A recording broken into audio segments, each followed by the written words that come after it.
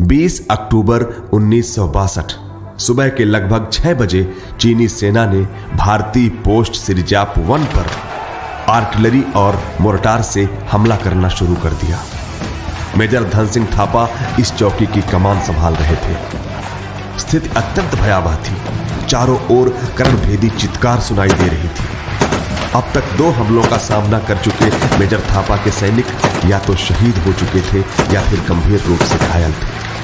इन सब के बीच उनका रेडियो नेटवर्क पूर्णतः क्षतिग्रस्त हो गया था। चीनी सेना से लगातार लड़ते हुए मेजर थापा के पास गोला बारूद और गोलियां भी खत्म होने लगी थी। और तब जय महाकाली आयो गोरखाली चिल्लाते हुए मेजर थापा ने अपने खुखरी से कई चीनी सैनिकों को मार गिराया। उनके इस अद्भुत साहस और युद्ध कुशलता के लिए सेना के सर्वोच्च सम्मान परमवीर चक्र से उन्हें नवाजा गया। तो आइए सुनते हैं परमवीर चक्र मेजर धन सिंह थापा को नमन करते हुए उनके अदम्य साहस की कहानी।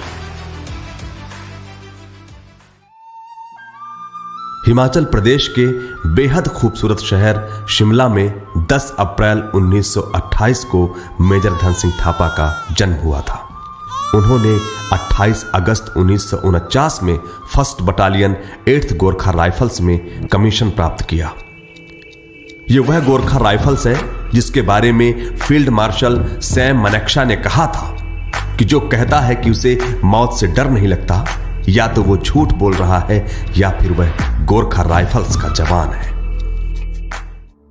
वर्ष 1962 जब भारत का बच्चा बच्चा हिंदी चीनी भाई भाई का नारा लगा रहा था और भारत के तत्कालीन प्रधानमंत्री पंडित नेहरू के साथ चाइनीज प्रीमियर भारत घूम रहे थे, तो केवल गृह मंत्री सरदार पटेल को छोड़कर किसी को यह अंदेशा नहीं था कि चीन भारत के विरुद्ध कितनी भयानक साजिश रच रहा है। अक्साई चीन का क्षेत्र भारत और चीन के बीच हमेशा विवाद का कारण रहा और उसके बाद दलाई लामा का भारत में शरण लेना चीन को बिल्कुल न भाया। लद्दाख के पांगोंग झील के उत्तर में स्थित सिरजाप घाटी को चुशुल एयरफील्ड की रक्षा के लिए महत्वपूर्ण माना जाता था।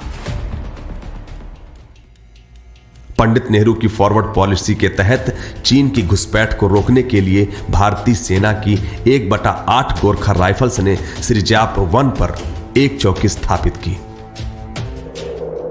हिमालय सुनते ही खूबसूरत पहाड़, वादियां, झील और ठंडी हवाएं याद आ जाती हैं, पर इसका दूसरा पहलू सर्दी, वीरान, बेजार, बंजर और पथरीली इस चौकी पर मेजर धन सिंह थापा को मुट्ठी भर सैनिकों के साथ कमान संभालने का आदेश मिला।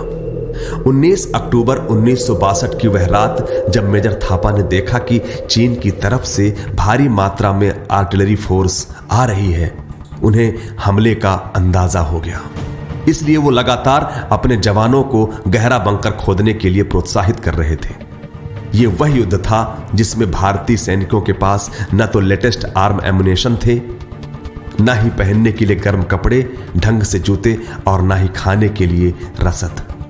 उनके पास सिर्फ और सिर्फ साहस, धीरज, दृढ़ निश्चय और मातृभूमि के लिए हृदय में कूट कूट कर प्रेम भरा था।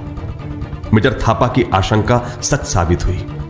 चीनी फौजियों ने रात 4:30 बजे आर्टिलरी और मोर्टार से हमला करना शुरू कर दिया। 2.5 घंटे तक लगातार आसमान से गोले बरस रहे थे। रात के अंधेरे में गोलियां शोलों की तरह चमकती हुई भारतीय बंकर की तरफ आ रही थी। साथ ही वे तोप से शेलिंग कर रहे थे और जब शेलिंग बंद हुई तब तक 600 चीनी सैनिक मेजर धन सिंह थापा की पोस्ट के करीब 140 मीटर के दायरे में आ चुके थे। मेजर थापा जोर जोर से चिल्लाकर अपने जवानों को कह रहे थे कि एक गोरखा 10 चीनी सैनिकों के बराबर है। निडर भारतीय जवान अपनी साधारण सी यूनिफॉर्म में खून जमा देने वाली इस ठंड में डटकर दुश्मनों का सामना करते रहे। सेकंड इन कमांड सूबेदार मीन बहादुर गुरुंग बंकर के एक कोने से दूसरे कोने तक दौड़ दौड़कर अपने हर सैनिक का मनोबल बढ़ा रहे थे। तभी इतने में एक बम विस्फोट हुआ और उनका बंकर तबाह हो गया और वे ईंट और पत्थरों के नीचे दब गए।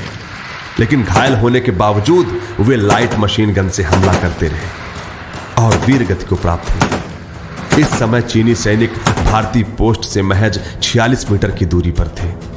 मेजर थापा को लेकर अब केवल 7 सैनिक बचे थे। वे अपने जवान को कहते, कायरता की जिंदगी जीने से बेहतर है मरना। मेजर थापा जानते थे कि ये वह समय है जब कम साधन में बहुत सोच विचार कर हर कदम आगे बढ़ाना है। गोरखा सैनिकों के लिए सोफिस्टिकेटेड चाइनीज एमुनेशन का सामना करना कठिन हो रहा था। अब तक सिरजाप आग का शोला बन चुकी थी। धुएं का फायदा उठा अब दुश्मन सैनिक भारतीय पोस्ट के बहुत करीब पहुंच गया। भारतीय सैनिकों के पास बारूद और गोलियां खत्म हो गई थी, पर वे अपने शहीद जवानों की बंदूकें लेकर असीम साहस और धैर्य का प्रदर्शन करते हुए दुश्मनों का सामना करते रहे। भारतीय सैनिकों को पोस्ट से भगाने या मारने के लिए चीनी फौजियों ने बम फेंकना शुरू कर दिया था।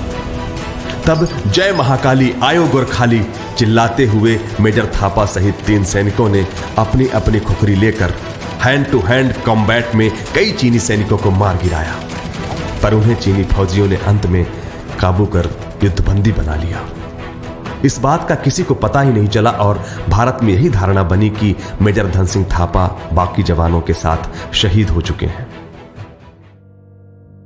उन्हें बहादुरी, युद्ध कौशलता एवं कुशल नेतृत्व के लिए मरणोपरांत सर्वोच्च सम्मान परमवीर चक्र से नवाजा गया।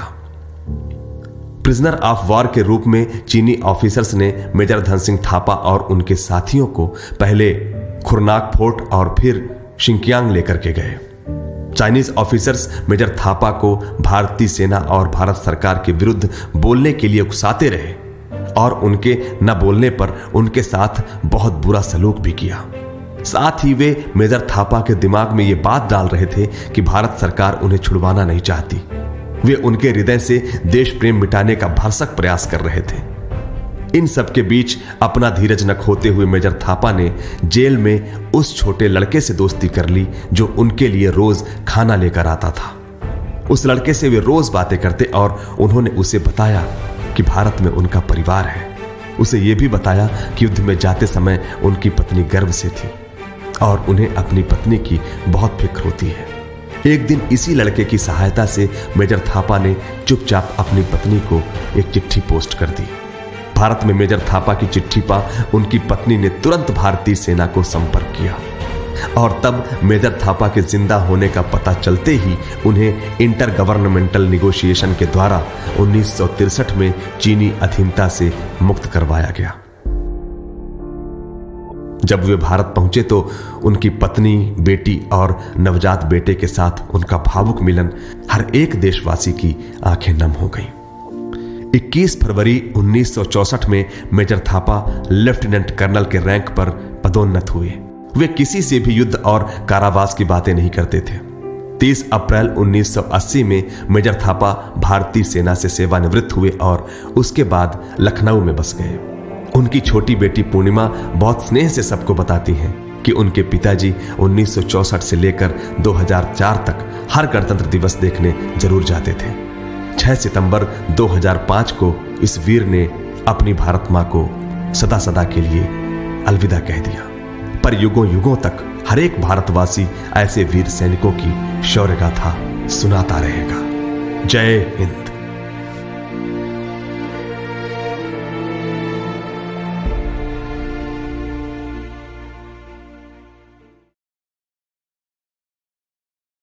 दोस्तों, एक्सक्लूसिव स्टोरीज को सुनने के लिए हमारे गाथा ऐप को डाउनलोड कीजिए, जहां आप बिना YouTube प्रीमियम के बैकग्राउंड में सुनेंगे बहुत खूबसूरत, दिल को छू लेने वाली शानदार कहानियां, लव स्टोरीज के साथ ही सस्पेंस, थ्रिलर, हॉरर स्टोरीज, कविताएं और शायरी के साथ ही दुनिया की क्लासिक कहानियां भी आपको यहां मिलेंगी। इसके साथ ही हमारे YouTube चैनल को भी सब्सक्राइब कीजिए।